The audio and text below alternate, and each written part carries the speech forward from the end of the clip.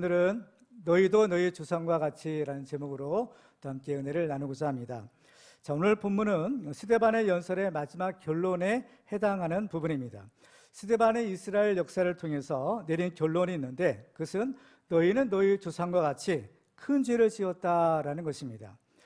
죄의 특징이 있는 것을 우리가 발견하게 되는데요. 첫 번째로 죄는 결코 그냥 없어지지 않는다라는 것입니다.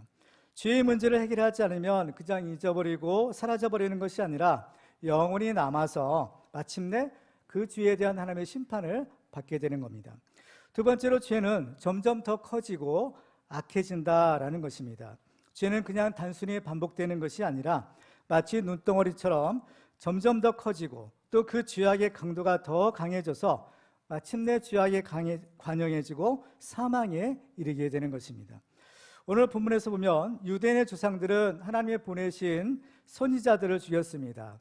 그리고 그들의 후손들은 바로 하나님의 아들이신 예수 그리스도를 죽입니다. 그리고 지금은 그 예수 그리스도의 부활의 증인인 스데반을 죽이려고 하는 것을 보게 됩니다. 따라서 유대인들의 죄는 세대가 거듭할수록 멈추는 것이 아니라 계속되고 있다는 사실을 우리가 발견하게 됩니다. 이스라엘이 이렇게 하나님의 종을 죽이고 하나님의 아들조차 죽였더라면 그 다음에는 무슨 짓을 못하겠습니까?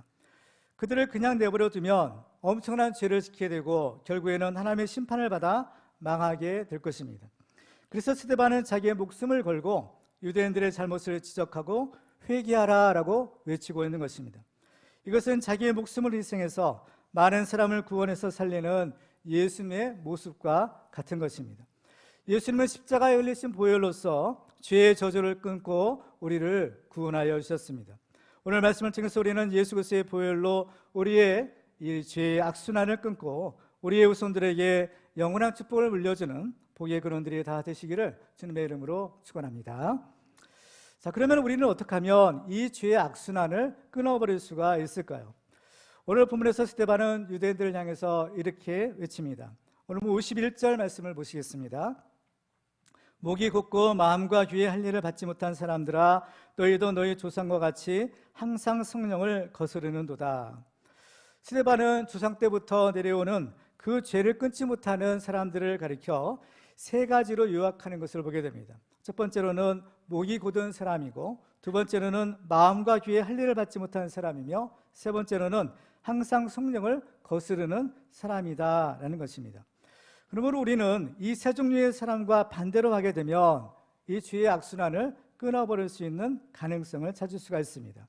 오늘 우리는 이 세 종류의 사람들에게 주목하면서 오늘 문제의 해결을 찾고자 합니다. 우리가 죄의 악순환을 끊기 위해서는 첫 번째로 완고한 마음을 회개하고 하나님의 말씀에 순종해야 합니다. 스데반은 그들을 향해서 목이 곧은 사람이라고 말했습니다. 51절 보시면 목이 곧고 마음과 귀에 할 일을 받지 못한 사람이다 라고 말하고 있는데요, 목이 곧다라고 했어요. 이 목이 곧다라는 말을 직역하면 목이 뻣뻣하다라는 뜻입니다. 이 말의 의미는 완고하고 고집이 세다라는 그러한 뜻을 가진 말입니다. 성경을 보면 하나님께서 이스라엘 백성들을 어떻게 보셨는지 이렇게 기록합니다. 출애굽기 32장 9절 말씀을 보시면 여호와께서 또 모세에게 이르시되 내가 이 백성을 보니 목이 뻣뻣한 백성이로다.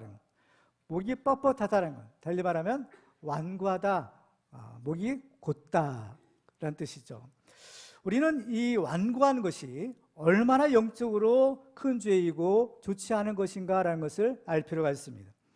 사울 왕이 하나님의 말씀에 불순종했을 때 사무엘이 이렇게 말하고 있습니다.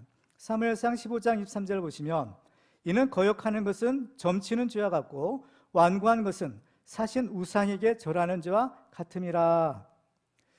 완고한 것이 사신 우상에게 절하는 것과 같다라는 겁니다. 그러니까 이 목이 곧은 사람, 곧 완고한 사람은 우상 숭배자다라고 말하는 겁니다. 그러면 왜 이런 사람이 우상 숭배자일까? 그 이유가 있어요. 바로 이 목이 곧은 사람, 이 완고한 사람은 하나님의 말씀을 무시하고 하나님의 말씀을 순종하지 않습니다. 그래서 하나님의 말씀을 따르기보다는 자기 소견에 옳은 대로 살아가는 것이죠. 오늘 본문에서도 스데반은 목이 곧은 유대인들에 대해서 이렇게 말합니다. 53절 보시면 너희는 천사가 전한 율법을 받고도 지키지 아니하였도다 아니라. 천사가 전한 율법이라고 했어요. 천사가 전한 율법이라는 것은 곧 바로 하나님이 주신 율법이라는 것이죠. 근데 그 하나님이 주신 말씀, 얼마나 귀한 말씀이고 어미한 말씀이에요. 그런데도 그 말씀을 어때요? 지키지 않았다라는 겁니다. 왜 그랬을까요? 하나님을 무시하기 때문인 겁니다.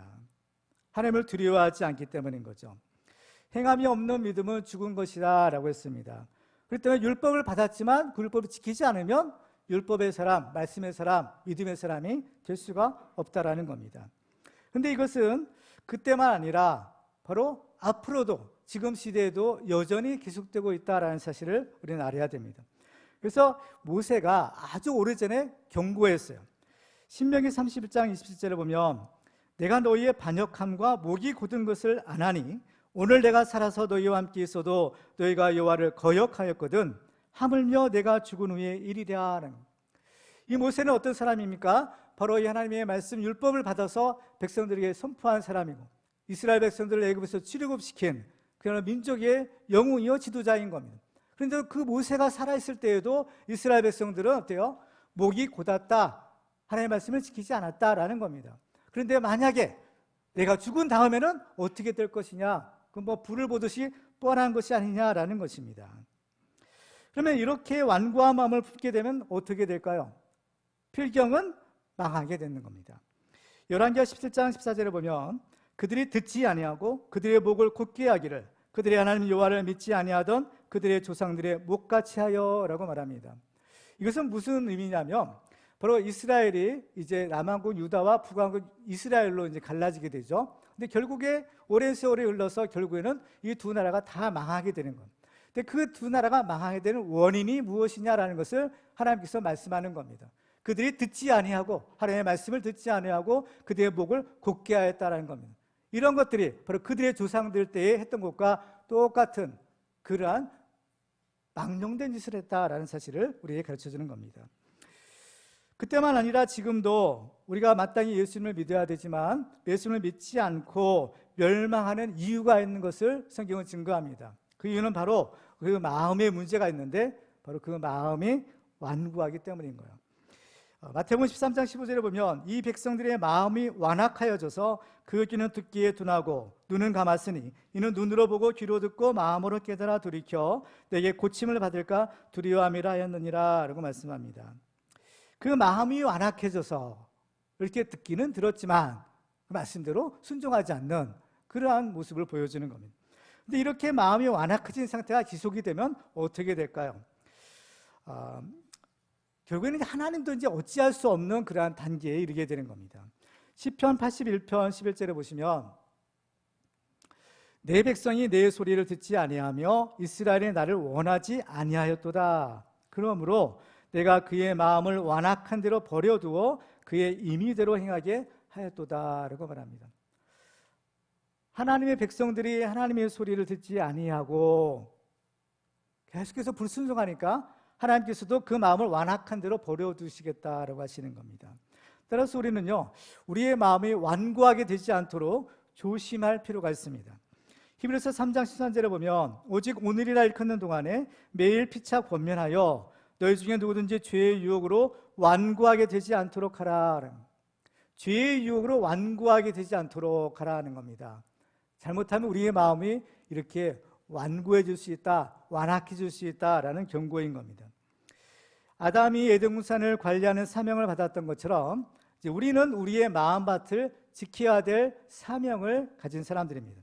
그래서 잠언 4장 23절에 보면 모든 지킬 만한 것 중에 더욱 내 마음을 지키라 생명의 근원이 이에서 남이니라 하는 거. 마음을 지켜야 된다는 거예요. 이것을 지키지 않으면 생명을 잃어버릴 수도 있다라는 겁니다. 마음을 지키라는 거예요. 왜 마음을 지키라고 할까? 악한 것들이 우리 마음에 악한 생각을 넣어줄 수 있기 때문인 겁니다.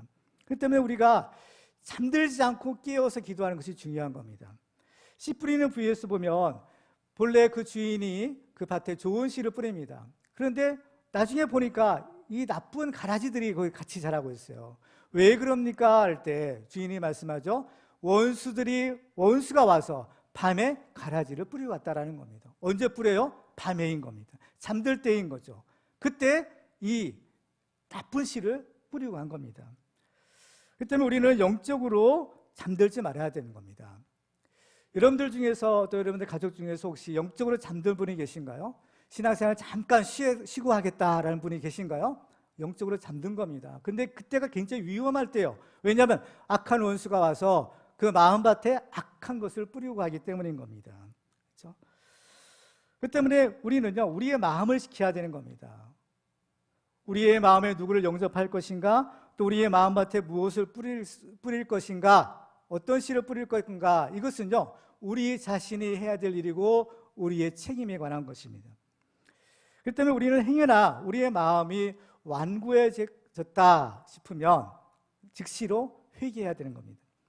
호세아서 10장 12절에 보면 너희가 자기를 위하여 공의를 심고 인애를 거두라 너희 묵은 땅을 기경하라 라는 겁니다. 묵은 땅을 기경하는 것, 이게 뭐냐면 이제 회개하라라는 것인데, 기경이라는 것은 뭡니까? 땅을 갈아엎는 거죠. 농부가 봄에 이제 씨를 뿌릴 때 먼저 씨를 뿌리는 것이 아니라 먼저 어떻게 해요? 기경이라는 걸 하는 겁니다. 이건 뭐냐면은 딱딱해진 땅을 어떻게 갈아엎는 거죠. 그러니까 소위 말하는 이제 쟁기질이라고 하잖아요. 그러니까 뭐 소나 요즘에 트랙터 같은 것들로 그 딱딱해진 땅을 갈아엎는 겁니다. 그래야만 그 부드러워진 땅에 씨가 깊이 들어가서 이제 나중에 이제 열매를 맺게 되는 것입니다. 그래서 이제 요엘서 2장 13절에 보면 이런 말씀을 주세요. 너희는 옷을 찢지 말고 마음을 찢고 너희 하나님 여호와께로 돌아올지어다 라고 말씀합니다. 묵은 땅을 기경하는 것이나 마음을 찢는 것이나 회개하는 것이나 다 같은 의미의 표현인 것을 보게 됩니다. 그래서 우리들은 행위나 우리의 완고한 마음이 있다면 그것을 다 기경하고 회개해서 착하고 좋은 마음으로 하나님의 말씀에 순종할 때 그 말씀이 우리 가운데 살아 역사하여 30배, 60배, 100배의 결실을 맺는 그런 축복의 주인공들이 다 되시기를 주님의 이름으로 축원합니다. 두 번째로 우리가 이 죄의 악순환을 끊으려면 말씀의 검으로 우리의 마음과 귀에 할례를 받아야 합니다. 자, 오늘 보면 51절 말씀을 다시 한번 보시겠습니다. 목이 곧고 마음과 귀에 할례를 받지 못한 사람들아. 자, 이 할례의 얘기가 나와요. 앞에서 보면 스데반이 아브라함에 대해서 말할 때 할례에 대한 말을 했습니다. 오늘 본문에 속한 사도행전 7장 8절 말씀을 보시면요, 할례의 언약을 아브라함에게 주셨더니 그가 이삭을 낳아 여드레 만에 할례를 행하고 그랬어요. 하나님이 할례의 언약을 아브라함에게 주셨다라는 겁니다. 그래서 이제 그때부터 아브라함 때부터 이스라엘 사람들은 이 할례라는 것을 한 겁니다. 그러면 왜 하나님이 아브라함에게 할례를 받으라고 하셨고, 이 할례는 과연 어떤 의미가 있는 것일까요? 이 할례를 받는다는 것은 신약 시대에 세례를 받는 것과 같은 의미를 가지는 겁니다. 그래서 이 신약 시대에는 우리가 이 예수를 믿는 그 고백, 이 세례를 통해서 자기의 신앙을 고백하고 믿음의 공동체에 이렇게 받아들여지죠. 근데 이 구약 시대에는 이 할례를 통해서 하나님에 대한 믿음을 고백하고 그 언약의 공동체 안으로 받아들여졌던 것입니다. 오늘 본문에서 스데반은 유대인들 향해서 너희는 마음과 귀에 할례를 받지 못한 사람이다 라는 말이에요. 근데 지금 이 스데반 앞에 있는 유대인들은 어떤 사람이냐? 바로 할례를 받은 사람인 겁니다. 아브라함의 자손이고 그들은 난지 8일 만에 할례를 받게 돼요. 근데 분명히 할례를 받았음에도 불구하고 스데반은 할례를 받지 못했다는 겁니다. 특별히 마음과 귀에 할례를 받지 못한 사람이다 라고 이렇게 지적하는 겁니다. 그러면 왜 스데반은 그들에게 이런 말을 했을까요? 그래서 그 이유는 이 할례의 근본 정신에 비춰볼 때 그렇다라는 겁니다. 신명기 10장 16절 말씀을 보시면 그러므로 너희는 마음의 할례를 행하고 다시는 목을 곧게 하지 말라라고 하십니다. 목을 곧게 하는 것이 이제 완고한 마음인데 마음의 할례를 행하고 목을 곧게 하지 말라라고 말씀합니다. 근데 마음의 할례를 행하라는 거예요. 본래 이제 할례라는 것은 이제 남자의 이제 그 생식기의 그 표피를 일부분을 잘라내는 거거든요. 그런데 이 마음이란 것은 어떤가요? 눈에 보이지도 않고 또 손에 잡히지도 않는 것이 사람의 마음입니다. 그러면 어떻게 우리의 마음의 할례를 받을 수가 있을까? 이것은 사람의 힘으로는 할 수 없고 오직 하나님의 능력으로서만 가능하다라는 것을 우리는 알아야 됩니다. 그렇기 때문에 이 할례라는 것은 장차 오실 예수 그리스도를 통한 구원의 예표였다라는 사실을 우리는 알아야 됩니다. 그래서 성경에 보면요, 이스라엘 사람들이 이제 구약 시대에 할례를 행할 때 무엇을 가지고 할례를 행하는가 하면 돌로 만든 칼을 가지고 할례를 하는 겁니다. 여호수아서 5장 2절과 3절 보시면 그때 여호와께서 여호수아에게 이르시되 너는 부싯 돌로 칼을 만들어 이스라엘 자손들에게 다시 할례를 행하라 하시매 여호수아가 부싯 돌로 칼을 만들어 할례산에서 이스라엘 자손들에게 할례를 행하니라. 자, 할례를 행하는데 무슨 칼이에요? 부싯돌로 만든 칼인 겁니다. 그러니까 돌칼이라는 거예요. 근데 그 당시에 물론 철로 만든 칼도 있었고 뭐 동으로 만든 칼도 있었던 겁니다. 그러면 왜 하나님께서는 굳이 그런 좋은 칼이 있는데도 불구하고 이 돌로 만든 칼로 할례를 행하라 하셨을까요? 그 이유가 있어요. 그것은 바로 이 돌이 바로 장차 오실 예수 그리스도를 예표하기 때문인 겁니다. 자, 마태복음 21장 42절에서 이렇게 말씀합니다. 예수께서 이르시되 너희가 성경에 건축자들이 버린 돌이 모퉁이의 머릿돌이 되었나니 이것은 주로 말미암아 된 것이요 우리 눈에 기이하다함을 읽어본 일이 없느냐라는 것.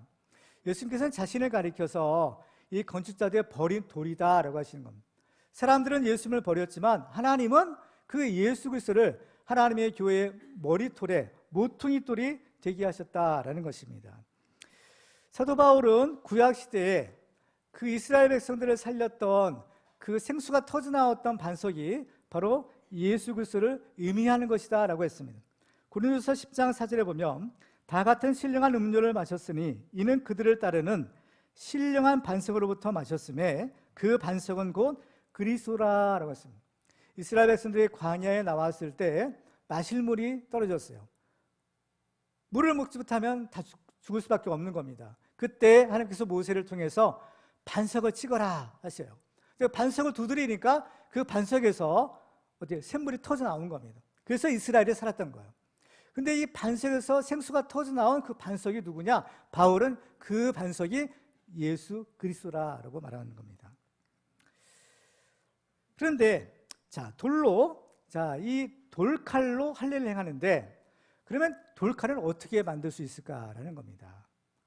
어떻게 돌이 이게 날카로운 칼이 될 수 있느냐라는 거죠. 그래서 이 돌칼을 만드는 과정을 보면 이 사람이 돌과 돌을 들어요. 돌을 들어서 돌을 서로 부딪히는 겁니다. 그래서 탁 치면은 돌이 깨지게 되는 거죠. 그러면 깨지게 되는 그 면이 있어요. 깨진 면이 지금 면도칼처럼 날카롭게 되는 겁니다. 그래서 이것을 자꾸 치다 보면은 결국 다듬다 보면은 바로 그 깨진 부분들, 그런 부분들이 이제 칼과 같이 아주 예리한 이제 검이 되는 거죠.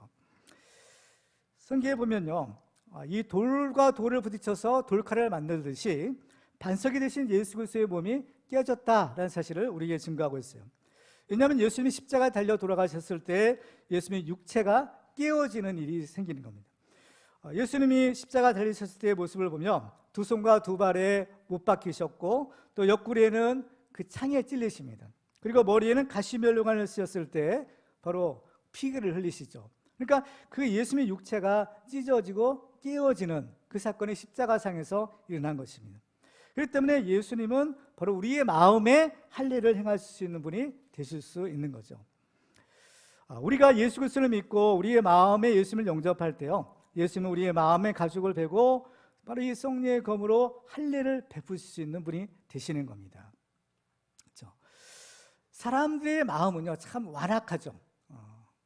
뭐 어느 한 사람 할 거 없이 다 완고하고 완악한 마음들을 가지고 있는 겁니다.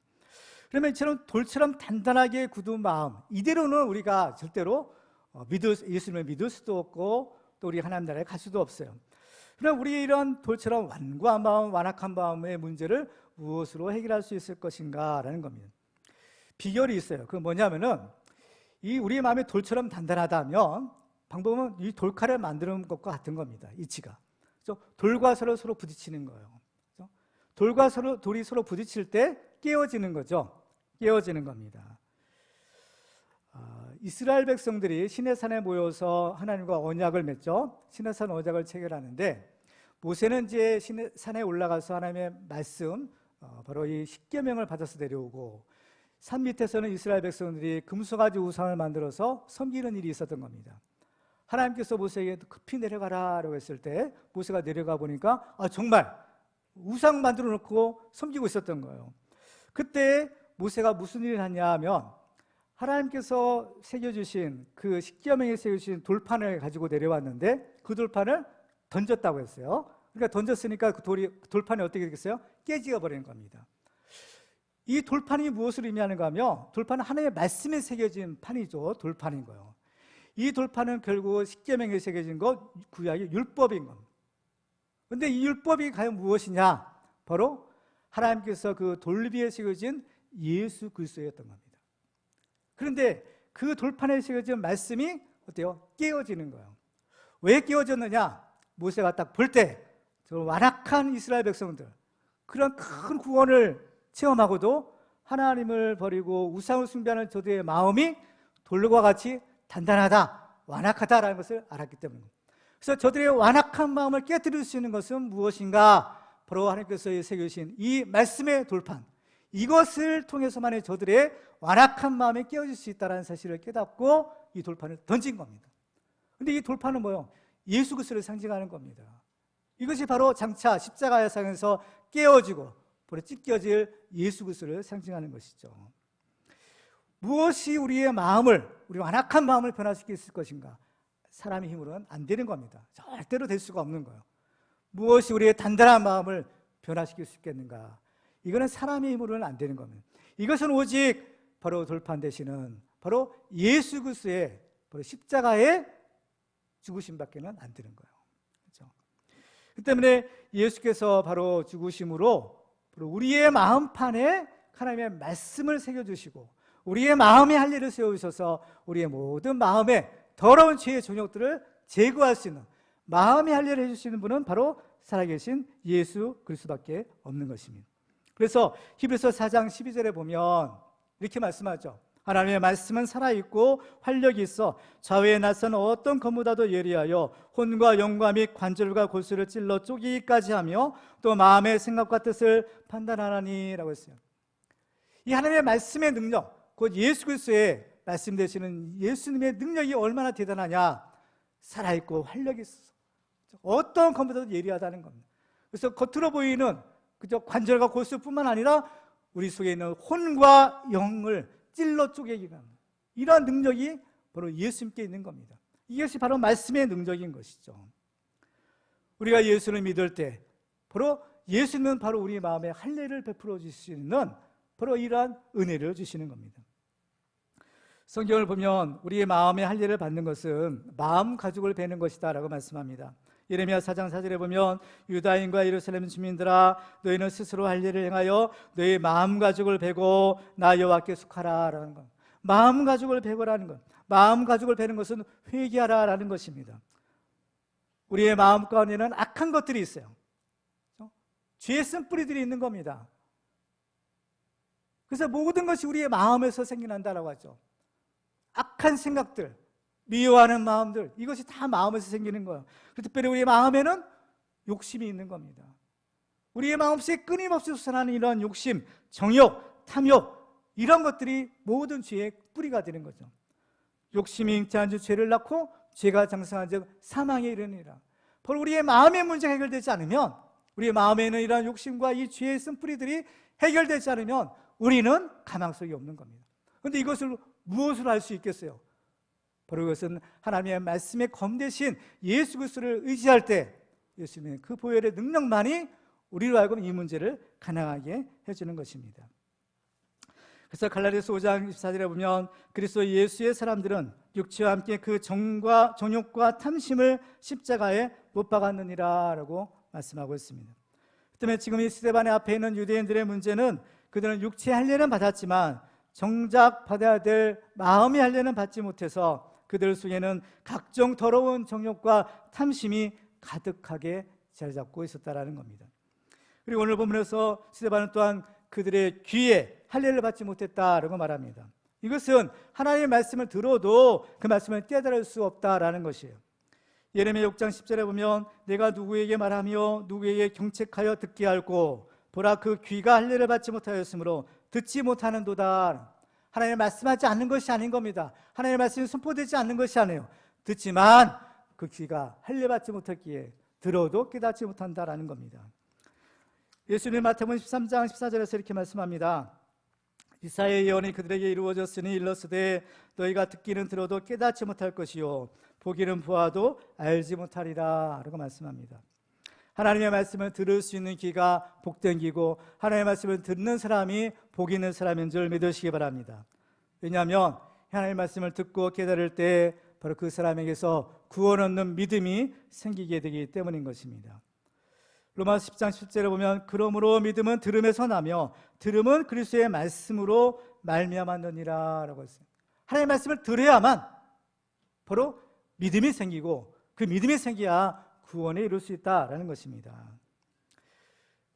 사람들이 하나님의 말씀을 들어도 듣지 못한 까닭 바로 귀에 할례를 받지 못했기 때문이다 라고 말합니다.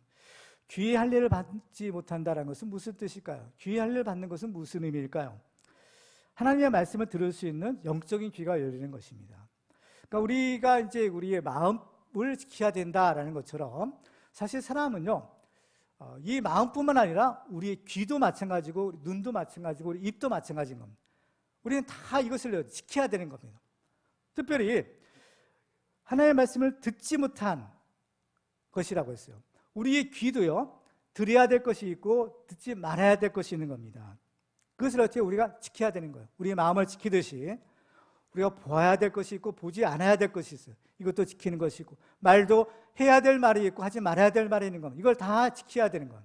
특별히 우리는 드려야 될 것을 드려야 되는 겁니다. 무엇을 드려야 될까요? 하나님의 말씀을 드려야 되는 겁니다. 하나님의 말씀을 드려야만 믿음이 생기고 믿음이 생겨야 구원받을 수 있기 때문이죠. 우리가 듣지 못해야 될 것도 있어요. 무엇을 듣지 말아야 될까요? 악한 소리인 겁니다. 마귀의 소리인 거예요.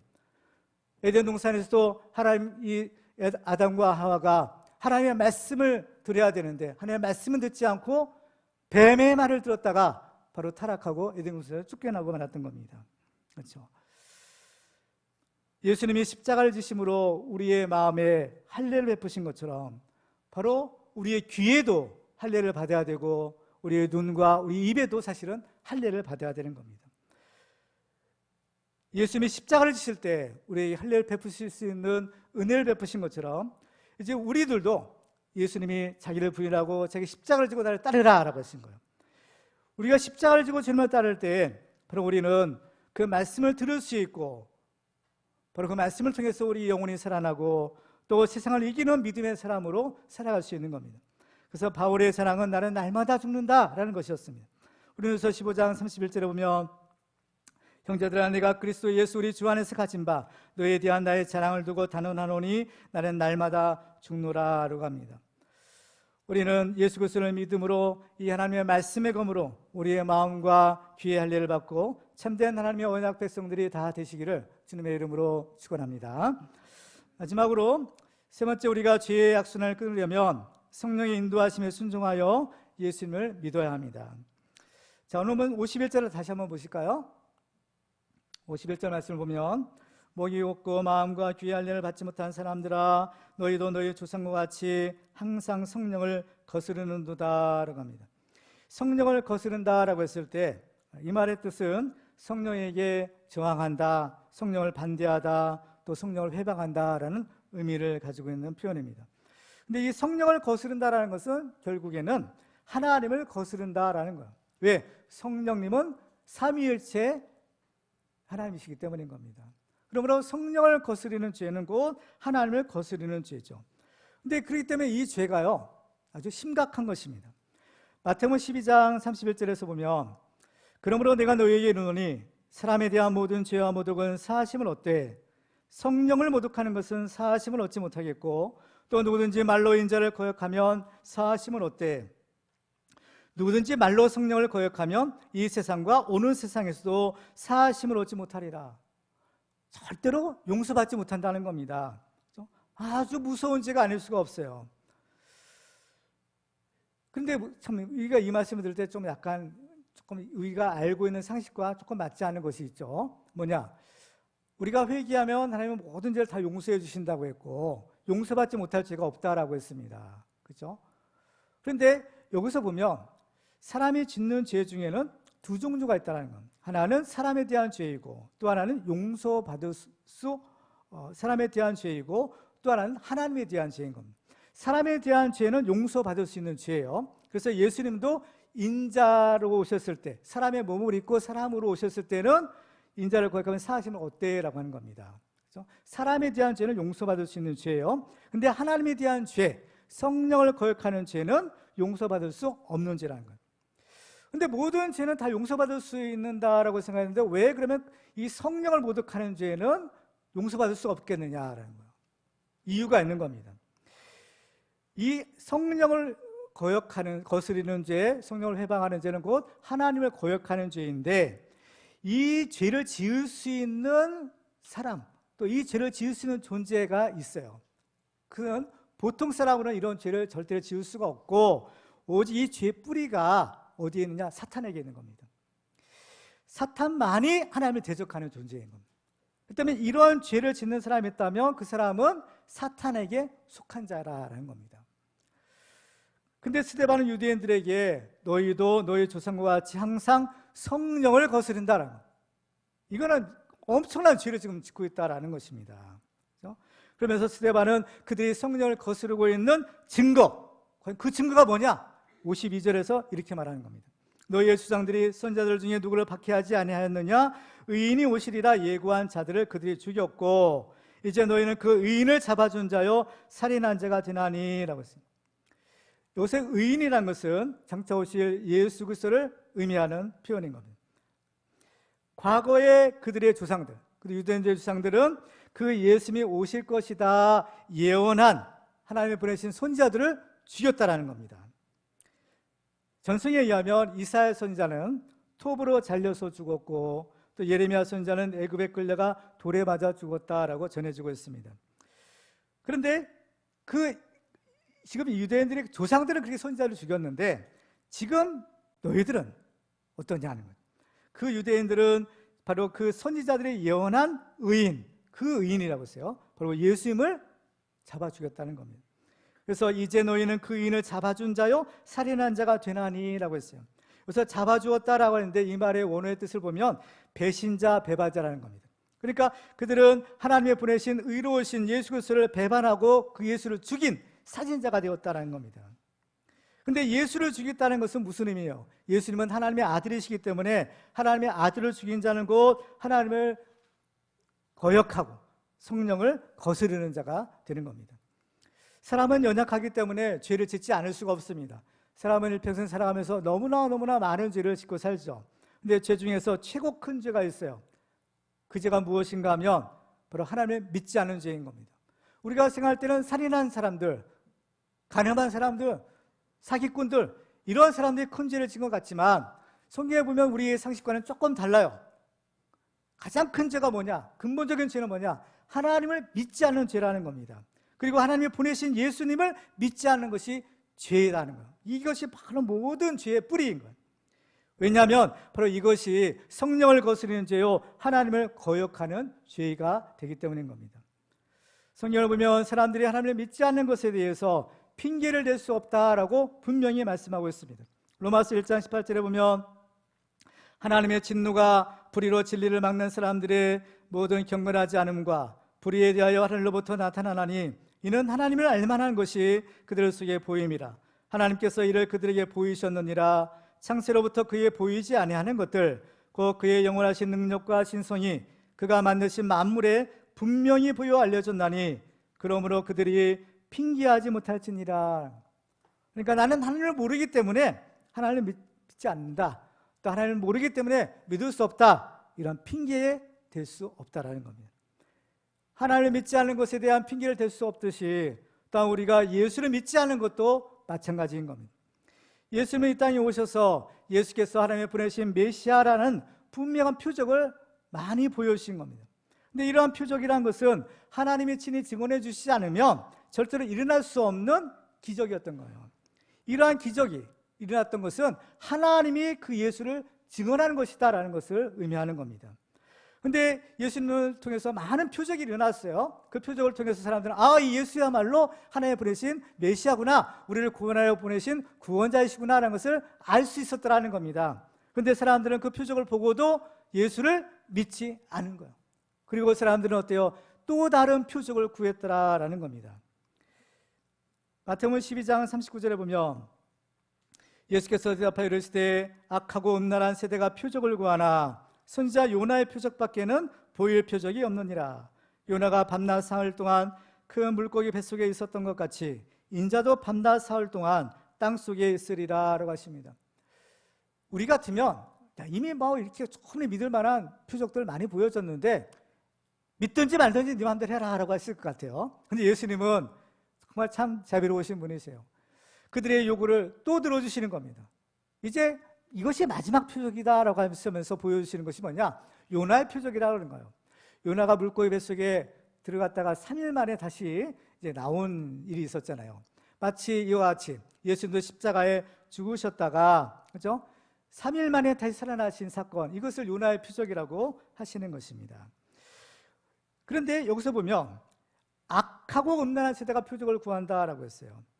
표적을 구하는 사람들이 악하고 음란하다는 겁니다. 근데 여기서 악하다라는 말이 있는데 이 말에 이제 헬라어는 포네라라는 단어를 사용하고 있는데요. 이 말은 하나님을 대적하는 자, 또 악한 자라는 뜻을 가지고 있습니다. 근데 하나님을 대적할 수 있는 것은 사탄만이 할 수 있다고 했죠. 또 사탄과 사탄에 속한 자들만이 할 수 있다고 했는데 성경은 이 사탄을 가리켜서 악한 자라고 부르는 겁니다. 그렇죠? 그 때문에 이미 보여주신 표적을 보았음에도 불구하고 믿지 않는 것은, 또 다른 표적을 구하는 것은 뭐예요? 악하다라는 겁니다. 왜 악하다고 했어요? 사탄과 같기 때문이라는 거예요. 사탄이 어떤 존재입니까? 그죠? 사탄이 하나님을 가장 가까이서 섬겼던 천사장 중에 하나인 겁니다. 하나님을 모르던 사람이 아니에요. 천사가 아니에요. 은혜 받은 천사인 겁니다. 영광 받은 천사인 것. 그럼에도 불구하고 하나님을 어때요? 대적한 거죠. 이게 사탄의 뿌리인 겁니다.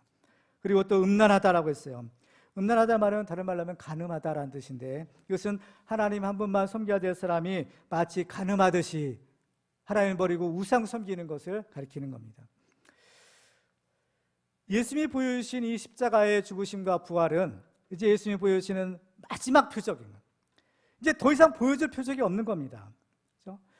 하나님이 친히 증언하신 십자가의 죽으심과 부활을 믿지 않으면 이것은 결국 악한 것이고, 이런 사람은 악한 자에게 속했기 때문에 절대로 구원받을 수 없는 거예요. 왜? 믿지 않기 때문에 그런 거예요. 믿기만 하면 구원받을 수 있는데 이런 악한 사람들은 어때요? 믿을 수가 없는 겁니다. 믿지 않는 거예요. 믿지 않는 악한 마음을 품었다고 했죠. 충분히 믿을 수 있어요. 또 믿어야만 되는데 안 믿는 거예요. 왜? 사탄에게 속한 자이기 때문인 겁니다. 그러면은 가능성이 없는 거예요. 구원받지 못하는 겁니다. 근데 문제가 있어요. 이렇게 하나님께서는 분명한 표적을 보여주시고 우리 모든 사람이 다 예수 믿고 구원받으라 라고 하시는 겁니다. 그래서 우리는요, 예수를 믿을 수 있고 또 믿어야만 하는 거. 그래야만 구원받는 거죠. 근데 이상하게도 많은 사람들이 그 예수를 믿지 않고 있다는 거예요. 왜 그럴까? 처음에 믿을 수 있어요. 또 믿어야만 돼요. 근데 안 믿는 거예요. 왜 그럴까? 이유가 있는 겁니다. 그것은 바로 악한 영이 예수 믿는 것을 방해하기 때문인 거예요. 고린도후서 4장 4절에 보면 그 중에 이 세상의 신이 믿지 아니하는 자들의 마음을 혼미하게 하여 그리스도의 영광의 복음의 광채가 비치지 못하게 하매니 그리스도는 하나님의 형상이니라. 하나님의 형상 되신 예수 그리스도를 보면 하나님을 믿을 수밖에 없어요. 그런데 그 예수를 보지 못하게, 그 복음의 광채가 비치지 못하게 방해하는 것들이 있다는 겁니다. 누구냐? 이 세상의 신이라고 했어요. 이 세상의 신이라는 것은 뭐냐면은 이 세상에서 역사하는 악한 영들을 가리켜 합니다.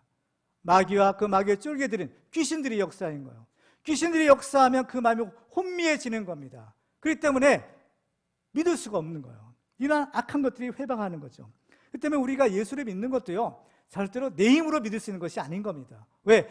악한 영들의 역사를 우리가 이길 수가 없는 거예요.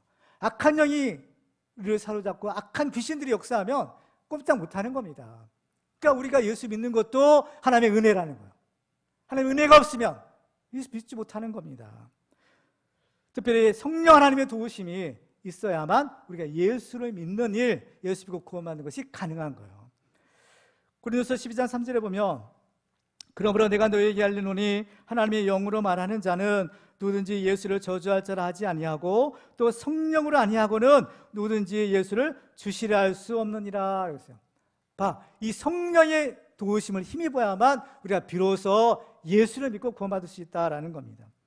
그 때문에 바로 우리가 이 악령의 역사를 받느냐, 성령의 도우심을 받느냐, 이 싸움인 겁니다. 그래서 우리가 우리의 믿음을 지키는 것이나 우리가 전도해서 영혼을 구원하는 것이나 영적인 눈으로 보면 다 이것을 싸움이라고 하는 거예요. 전쟁이라는 겁니다.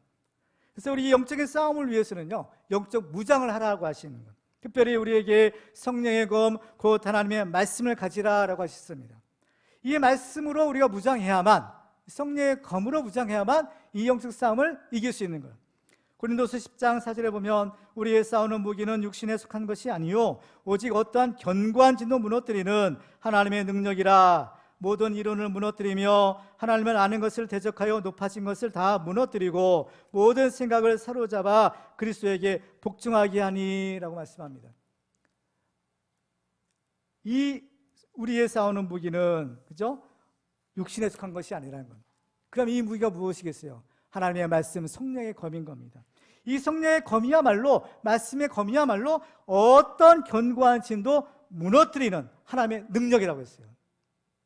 이스라엘이 가나안 땅에 들어갔을 때 여리고성을 정복합니다. 여리고성을 정복할 때 사람의 힘으로 이겼어요? 아닌 겁니다. 여리고성 돌면서 하나님의 말씀을 선포하고 하나님의 말씀을 선포하는 그 나팔 소리를 울려 퍼질 때 성이 저절로 무너진 겁니다. 하나님이 무너뜨려 주신 거예요. 왜? 영적인 말씀이, 검이 그들을 쳤기 때문인 겁니다. 그렇게 무너져 내린 거예요.